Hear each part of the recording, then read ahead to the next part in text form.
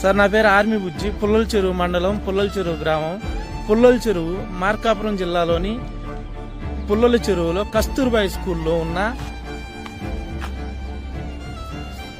మహిళలు, చిన్నపిల్లలు స్కూల్లో వాటర్ లేకపోతే ఇలా బకెట్ తీసుకుని రోడ్డుకు పెట్టారు. ఎక్కడొస్తే అక్కడ వాటర్. సార్ కూటమి ప్రభుత్వం అవి చేసాం ఇవి చేసాం అంటారు. Minimum needs. పుల్లల చెరువు మండలం అనేది ప్రకాశం జిల్లాలో ఉన్నప్పుడు అభివృద్ధిలో లేదు.